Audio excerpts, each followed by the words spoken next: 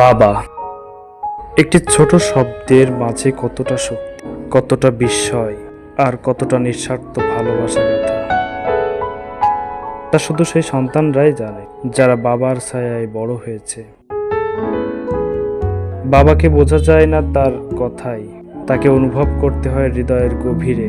তিনি কখনো গলা চড়িয়ে বলেন না ভালোবাসে, কিন্তু এক মুঠো খাবার বাড়িয়ে দিতে দিতে, রাতে আমাদের খাটে তুলে দিতে দিতে, কিংবা নিঃশব্দে রাত জেগে ছেলের পড়ার টেবিলের পাশে বসে থাকতে থাকতে সেই কথাটা তিনি হাজারবার বলতেন।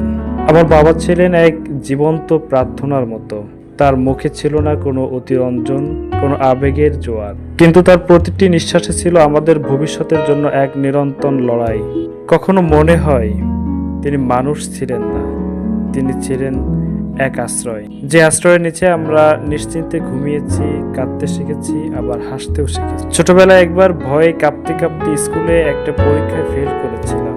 মনে হচ্ছিল বাবা বুঝলে হয়তো খুব রেগে যাবেন, কিন্তু সে রাতে যখন লুকিয়ে কাঁদছিলাম, বাবা আমার পাশে এসে নিঃশব্দে বসে শুধু বলেছিলেন, হার মানলে চলবে না বাবা, আমি আছি তো।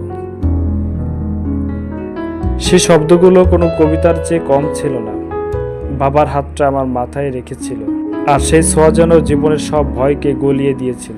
বাবা কখনো চোখের জল দেখান না, কিন্তু তার চোখে লুকিয়ে থাকে হাজারো না বলা কথা। ক্লান্তির রেখায় ভরে ওঠে তার কপাল, তবুও প্রতিদিন সকালে সেই এক চেনা দৃশ্য। ছোট্ট টিফিন বক্স হাতে করে কাজের উদ্দেশ্যে বেরিয়ে পড়েন, যেন জীবনের কাছে কোনো দেনা বাকি আছে তার, আর সেটা শোধ করতে হবে সন্তানের হাসির বিনিময়ে। আমার বাবার কাঁধে ভর দিয়েই আমি পৃথিবী চিনেছি। আজ সে কাঁধে চড়ে হাঁটি না ঠিকই, কিন্তু তার শেখানো পথে হেঁটে চলি। জীবনের প্রতিটি সাফল্যে মনে হয় পিছনে সেই চুপচাপ দাঁড়িয়ে থাকা মানুষটার চোখে আজ হয়তো একটু গর্ব জমেছে। তিনি বলেননি কিছু, বলবেনও না হয়তো, কিন্তু আমি জানি তিনি আমার জন্যই বেঁচে থাকেন।